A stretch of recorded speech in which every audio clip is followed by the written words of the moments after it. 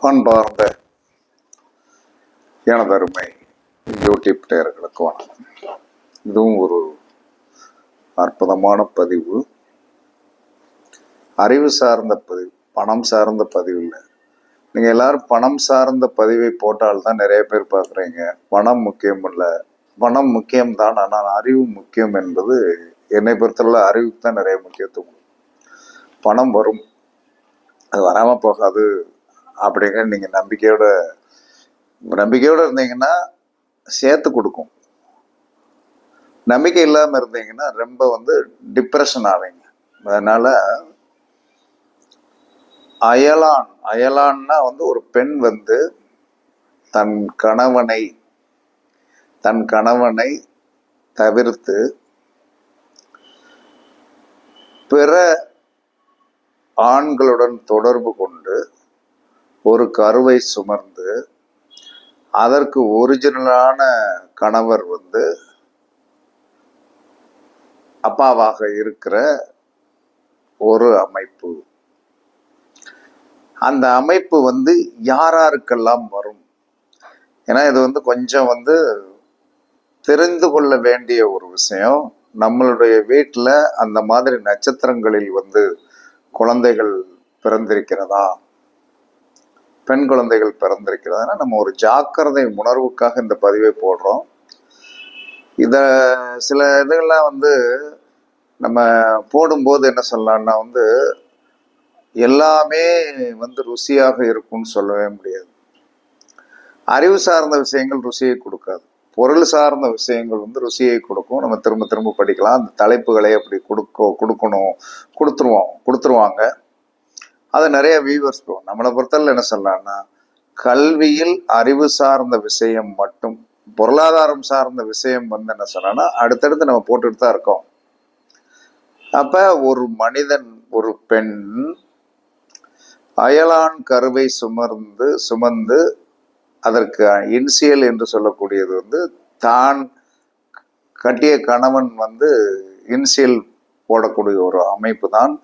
அயலான் கருவை தன் வயிற்றில் சுமக்கும் பெண் என்ன மாதிரி ஆதிபத்தியமுடைய நட்சத்திரத்தில் பிறந்திருப்பாள், அதற்கு அந்த சூழ்நிலையை கொடுத்துரும். இந்த உலகத்தில் இதெல்லாம் இருக்குது. என்னுடைய கிளையண்ட் ஒரு லேடி இன்னும் உயிரோடு இருக்கு. வயசெல்லாம் கம்மிதான். ஆனால் தன்னுடைய கணவன் தான் பெற்ற 2 குழந்தைகளில் ஒரு குழந்தை இன்னொருவருக்கு பிறந்தது என்பது அதுக்கும் தெரியும், அந்த சம்பந்தப்பட்ட நபருக்கும் தெரியும், ஜோதிடர் என்ற முறையில் எனக்கும் தெரியும். அதுல ஒரு கருத்தை வைத்து தான் இதை சொல்றேன். அதே மாதிரி என்ன சொல்றேன், எல்லா மனிதருமே என்ன சொல்லலாம்னா வாழ்க்கையில் தன்னுடைய சுய கர்மாக்கள் இந்த மாதிரி ஒரு அமைப்பை எப்படி கொடுக்கும் அப்படிங்கிறத நீங்க தெரிஞ்சு வச்சுக்கிட்டீங்கன்னு வைங்களேன். தெரிஞ்சு வச்சுக்கிட்டீங்கன்னா இன்னொன்று என்ன சொல்றேன்னா அயலான் கருவை சுமக்கிறது அப்படிங்கிறது இப்ப சர்வசாதாரணமான விஷயம். அன்னைக்கு அது தப்பாக இருந்தது. அன்னைக்கு பல காலங்களுக்கு முன்னாடி தப்பா இருந்தது. இப்ப என்ன சொல்றான்னா, இப்ப இந்த இது வைக்காங்களே, டென்ட் வைக்காங்களையா, இப்படி டென்ட் வைக்காங்க, தன்னுடைய கணவனுடைய விந்தவே எடுத்து வைக்கிறாங்க, அல்லது வேறொரு நபருடைய விந்தை எடுத்து வைத்து பெட் ரெஸ்ட் கொடுத்து பெற வைத்த குழந்தைகளையும் நான் கண்ணார பார்த்திருக்கிறேன். அதுக்கும் பேர் வச்சு கொடுத்துருக்கிறேன். அப்பங்கும்போது இதை பேசுவதில் என்னை பொறுத்தளவில் தவறு இல்லை என்று நினைக்கிறேன். அப்படி யாரும் தவறாக நினைத்தால் என்னை மன்னித்துக் கொள்ளும். அப்ப இது எந்த நட்சத்திரங்கள், ஒரு குறிப்பிட்ட நட்சத்திரங்கள் இருக்குது. ராகு தோஷமுடைய நட்சத்திரங்கள், ராகுவுடைய தோஷமுடைய நட்சத்திரங்கள் அப்படின்னு சொல்லி வரும். பூசத்திற்கு அந்த மாதிரி சந்தர்ப்பம் வந்துடும். அதற்கடுத்து விசாகத்திற்கு அந்த சந்தர்ப்பம் வந்துடும். சதயத்திற்கு அந்த சந்தர்ப்பம் வந்துடும். அதற்கு அடுத்து என்ன சொல்லலாம்னா, சுக்கிரதோஷ நட்சத்திரமாகி திருவாதிரைக்கு அந்த மாதிரி சந்தர்ப்பம் வந்துடும், சித்திரைக்கு அந்த மாதிரி சந்தர்ப்பம் வந்துடும், திருவோணத்துக்கு அந்த சந்தர்ப்பம் வந்துடும். ஏன்னா எப்பயுமே இந்த மாதிரி ஆதிபத்தியத்தை என்ன சொல்றான்னா இப்ப இது சட்டப்பூர்வமாக ஆக்கிட்டாங்க. ஒரு குழந்தை இல்லாத தம்பதிக்கு என்ன சொன்னா, குழந்தை வேண்டும், அவர்கள் வளர்க்க வேண்டும் என்று ஆசைப்படுகிறார்கள் என்று சொன்னால் செயற்கை கருத்தரிப்பு மையத்துக்கு போய் என்ன சொன்னா, தங்களுடைய பெயரை பதிவு பண்ணி ஒரு தடவை அந்த மாதிரி அடுத்தவருடைய செம்மனை வைத்து கரெக்ட் பண்ணா 3 லட்சம் ரூபாய் வாங்குகிறார்கள். இப்ப இது சட்டமாகிவிட்டது. சட்டமானாலும் அந்த கணவன் மனைவிக்கு தெரியும் இல்லையா, இது நம்ம குழந்தை தான்.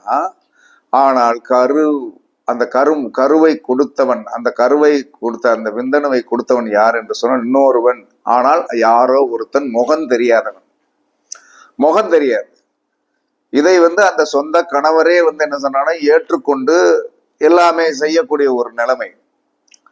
அப்படி இந்த உலகத்தில் இன்றும் நடந்திருக்கிறது. அப்ப இந்த அயலானுடைய கருவை தன் வயிற்றில் சுமந்து தன்னுடைய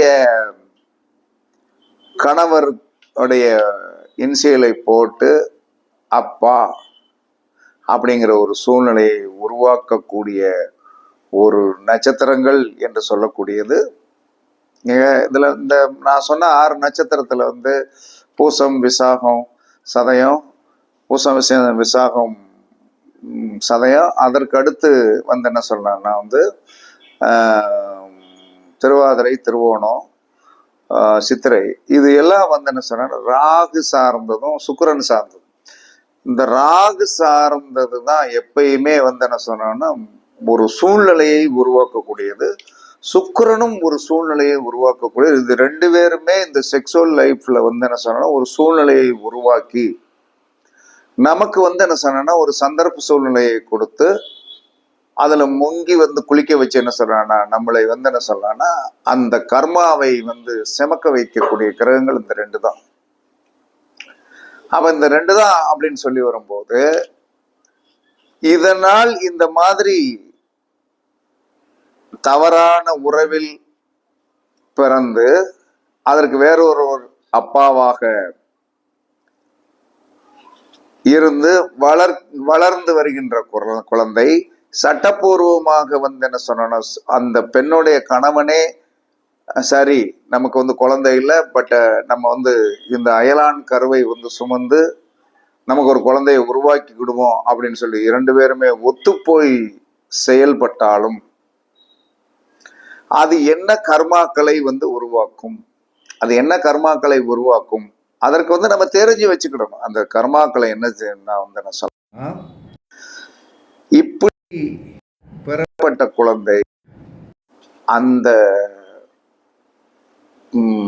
தான் எங்கோ ஒரு கருவை செமனை கொண்டு வச்சிடறாங்க, அதனால பிறக்குது இல்லையா.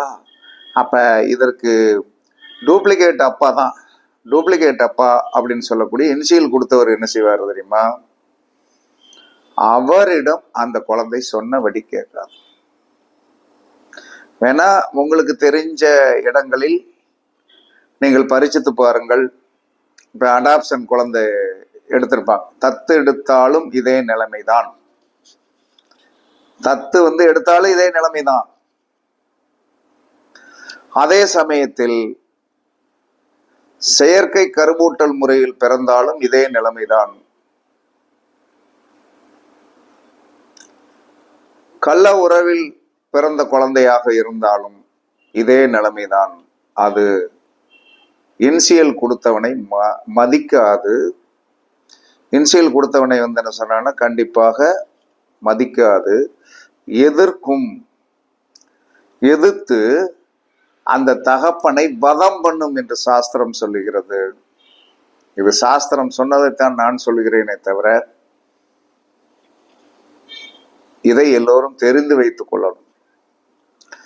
அதற்கடுத்து என்ன சொன்னா இந்த மாதிரி அயலானுடைய அந்த விந்துவை வயிற்றில் சுமக்கிறா இல்லையா, அந்த பெண்ணுடைய முன்னோர்கள் இவளை சபித்து விடுவார்கள் என்று சாஸ்திரம் சொல்லுகிறது. உண்மைதான் என் கண் முன்னே என 27 வருட அனுபவங்களில் நான் பார்த்த ஒரு உண்மை, பார்த்தது உண்மைதான். இதெல்லாம் தெரிஞ்சு என்ன சொன்னா, சில இதுக்கெல்லாம் கிரிட்டிக்கலான ஜோதிடத்தில் கிரிட்டிக்கலா நிறைய வரும். கண்டுபிடிப்போம். கண்டுபிடிக்கிறது அப்படிங்கிறத என்ன சொல்லலாம்னா, கிரக ரீதியாக கண்டுபிடிப்போமா, அந்த நேரத்தில் உதயமாகக்கூடிய நம்மளுடைய ஸ்பிரிச்சுவல் மைண்ட் வச்சு கண்டுபிடிப்போம். அதில் எல்லா மனிதருமே உண்மைதான் என்று சொன்னவர்கள் நிறைய பேர் இருக்காங்க. அதனால இது ஒரு விதத்தில் என்ன சொல்லலாம்னா, அந்த மாதிரி பிறந்த குழந்தை அயலானுடைய கருவை சுமர்ந்து பெற்ற குழந்தைகள் அந்த டூப்ளிகேட் தகப்பனை, இன்சியல் கொடுத்தவனை மதிக்காது வளர்ந்து வருகின்ற காலத்தில் அந்த தகப்பனை எதிர்த்து போருக்கு போட்டி போட்டு நிற்கும் என்று சாஸ்திரம் சொல்லுகிறது. உண்மையா என்று சொன்னால் உண்மைதான். இதனால் ஏற்படக்கூடிய இன்னொரு நிலை என்ன என்று சொன்னால், அந்த பெண்ணுடைய முன்னோர்கள் என்ன சொல்லலாம்னா, இந்த மாதிரி ஒரு குழந்தை பெற்றுக் கொடுத்து இன்னொருத்தருக்கு வாரிசை உருவாக்கி கொடுத்த அந்த பெண் அவர்களுடைய முன்னோர்களால் சபிக்கப்படுகிறாள் என்று சாஸ்திரம் சொல்லுகிறது. இந்த மாதிரி அமைப்புடைய நட்சத்திரங்கள் என்னவாக இருக்கும் என்று நாம் ஆராய்ச்சி செய்யப்பட்ட ராகுவுடைய தோஷமுடைய நட்சத்திரங்களும், சுக்கிரதோஷமுடைய தோஷமுடைய நட்சத்திரங்களும், ராகு சுக்கிரன் சேர்க்கையுடைய கிரக சேர்க்கை, சுக்கிரன் கேது சேர்க்கை, ராகு சுக்கிரன் சேர்க்கை, இது ஒரு ஆபத்தான ஒன்று. ராகுவுடைய நட்சத்திரத்தில் சுக்கிரன் இருந்தாலும், சுக்கிரனுடைய நட்சத்திரத்தில் ராகு இருந்தாலும் இந்த மாதிரி ஒரு சூழ்நிலையை அது உருவாக்கி விட்டு விடும். அப்ப நாம் என்ன சொல்லலாம்னா, இது ஒரு விதத்தில் என்ன சொல்லலாம்னா ஒரு இன்டிமேஷன் தான். இந்த இன்டிமேஷனை நீங்கள் ஏற்றுக்கொண்டாலும், சரி, ஏற்றுக்கொள்ளாவிட்டாலும் சரி, ஒரு அறிவுபூர்வமான ஒரு கருத்தை நீங்கள் தெரிந்து கொள்ளுங்கள். இந்த மாதிரி பெற்றெடுக்கப்பட்ட குழந்தைகள் தகப்பனை மதிக்காது, அந்த பெத்து கொடுத்த பெண் தன்னுடைய முன்னோர்களுடைய சாபத்திற்கு ஆளாகிறாள். இதை நீங்கள் கூர்ந்து எங்காவது உங்களுக்கு தெரிந்த இடங்களில் இருந்தால் நீங்கள் கவனித்து பாருங்கள். இதுல ஒரு உண்மையான வெளிச்சம் தெரியும்.